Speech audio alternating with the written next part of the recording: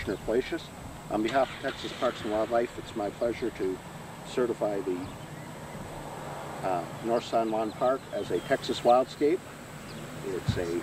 What you've done is a wonderful example of what can be done in the community with using native plants, and I commend your foresight and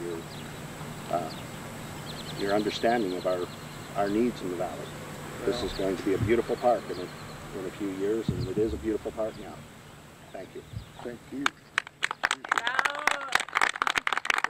I'm very proud of the facility. I'm very proud that people are using the facility.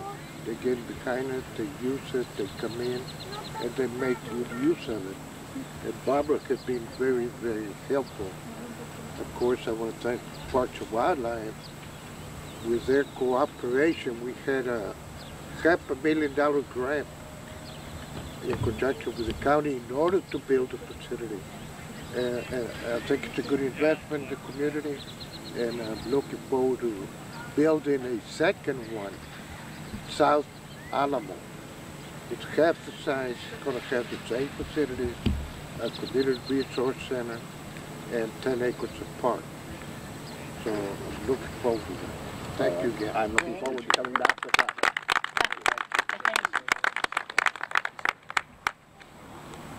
Estoy muy agradecido con toda la gente que está participando, lo que están usando la facilidad aquí es para ustedes, para la comunidad, y quiero invitarlos a todos que sigan haciendo uso del parque. It's a good investment for the community. Gracias. My name's Clym. I'm from Texas Parks and Wildlife out of Austin. My responsibilities include coordinating the Texas Wildscapes and the Best of Texas Backyard Habitat programs. Best of Texas Backyard Habitats is a combined program with the National Wildlife Federation, where we took our Texas Wildscapes program and their Backyard Wildlife Habitat program, combined them and just pushed the bar a little bit higher to make it a little bit more challenging. And the property that on the park here certainly meets all the requirements for a habitat. It's got food, it's got shelter, it's got water, and you've done it with far more than a majority of native plants, and it's just wonderful what's been done here. What's unique about these backyard habitats in Texas? What's unique is that they are providing, instead of thinking about what we need in our backyard, they're thinking about what the birds, the butterflies, the small mammals, what the wildlife that's in Texas requires. And as a result, instead of seeing house sparrows and pigeons and white-winged doves in their backyard, they're seeing warblers, they're seeing song sparrows, they're seeing our native birds and our native butterflies. And anybody can do this? Anybody can do it, yes. Just this past weekend, we had the Great Backyard Bird Count out of Cornell University. And the area from Mission to Rockport was the most diverse bird populations in all of North America. I'm Commissioner Tito Palacio, Precinct 2, and I'm real proud of this facility, not only as a park, and most people know that we have a community resource center. We have about 10,000 people on an average that come through the facility to the resource center. And obviously many of those individuals also make use of the park itself. This is a 20-acre tract of land that was developed both as a county park and a community resource center. This was made possible with the help and cooperation from Parks and Wildlife. We got a $500,000 grant, and the county invested over $500,000 in developing the park. And this is great because there's about 40 colonias within a 2-mile radius of this facility.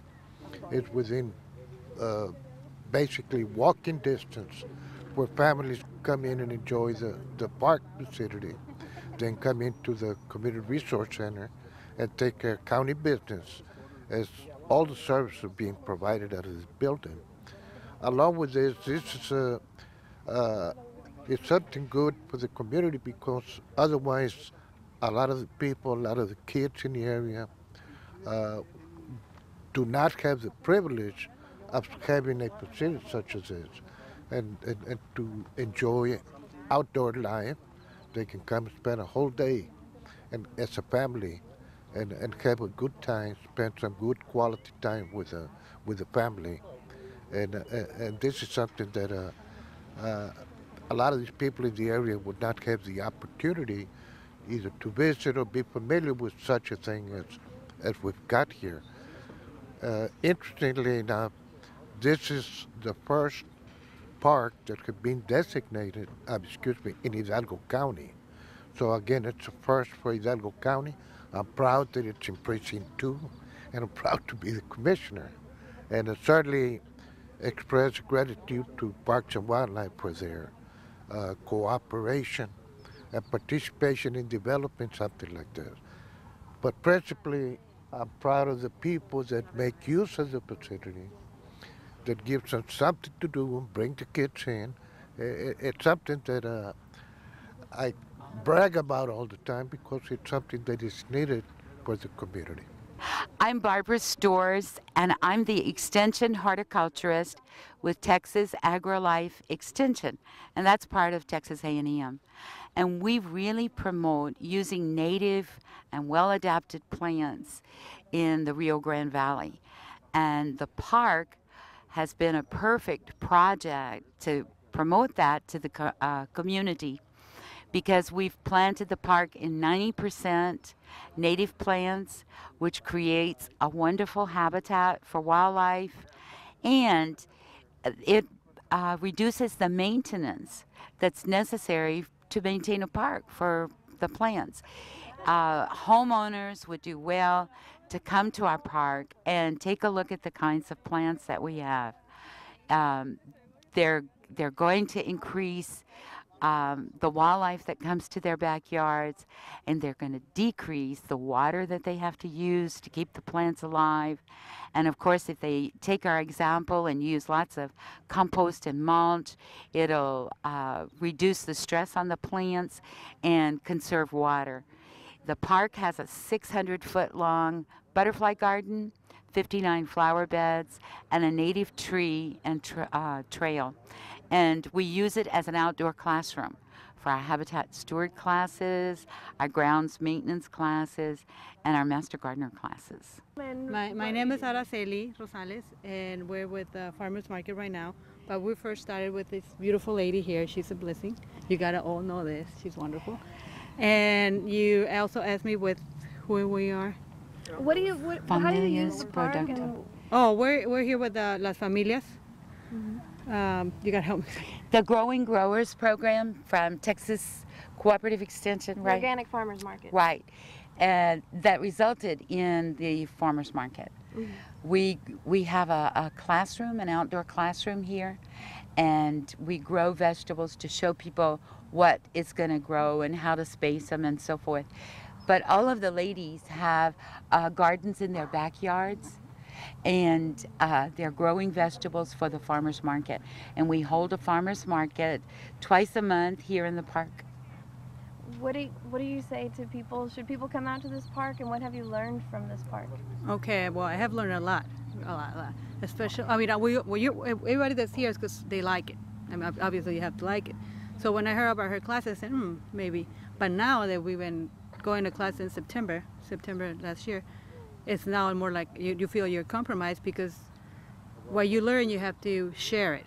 And so next class or next year's class, or this year, September 2008, we're going to have to organize our classes. She's going to be helping us, but she's not going to be around as much. And we already know that we can count on her. But I can invite people for our class, next class, summer's class, and also invite everybody for our farmer's market, because everything is fresh and it's been cut the day before, not even 24 hours out of our garden. We all have beds in our backyards. And all organic. It's all organic. Today she even brought us some of our organic here, some of the organic fertilizer for our plants, and everything has been certified. It was seaweed she brought. Seaweed she brought. So we can. You can use fish emulsion, seaweed, or compost tea. And today I brought seaweed for everybody to use. So it's a product that's certified for organic production. Great. So for our farmers market, come and support us, please. And also When's the next one? The March 15th. March 15th is here in the park at the pavilion. Can you talk a little bit about what you just said in Spanish for the Spanish viewers? Oh, okay, who for our might wanna- Spanish viewers, mira, la señora Bárbara es nuestra maestra, yo soy Araceli Rosales, yo estoy aquí con sus clases de ella desde septiembre. Las clases son cómo crecer nuestros vegetales orgánicos y tuvimos el Farmers Market, muchos de ustedes ya saben que fue este sábado, que fue febrero, what was the date on Saturday? 22nd and 23rd. El 20, for the Farmers Market, it was Oh, March 15th. Oh, last Saturday. Yeah, last Saturday was, I'm sorry, we're here era febrero 16 y vamos a tener otros Farmers Market aquí en el Parque de San Juan, marzo 15. También los queremos invitar para las siguientes clases, las personas que les gusta crecer sus vegetales, saber cómo que sean orgánicos. Tenemos los fondos de Heifer que nos ayudan con la tierra, que nos dan las camas, son las maderas para poner la semilla, no la dan. Y estamos aquí en San Juan, en la Nolana, y 509 Nolana, aquí a sus órdenes. Y también, you want to give out your phone number from your... Yes, it's 956-383-1026. 956-383 1026. 1026. Es el teléfono de la extensión donde trabaja Bárbara para hacer información. También los queremos invitar para este viernes y sábado. Vamos a tener unas clases de cómo tener nuestras gallinas sanas, como las personas que les interese gallinas, cómo crecerlas, cómo tenerles la mejor alimento, que también es todo orgánico. También pueden llamar al mismo teléfono y va a ser aquí por la Raúl Longoria y la Eldora, en la iglesia la iglesia menonita, y viene gente de la universidad de Arkansas. Arkansas and perdón, Texas Arkansas. A&M. Y por favor apóyenos, porque sí nos daría algo de pena que no hubiera mucha gente y pues más que nada que es gratis, todo gratis, y hacen el esfuerzo y el tiempo de traer tanta gente tan reconocida y para la comunidad. Gracias por el tiempo y disculpen ahí todo la mal dicho porque estoy en inglés y en español y todo. Thank you. Gracias. Gracias a ti por tu tiempo.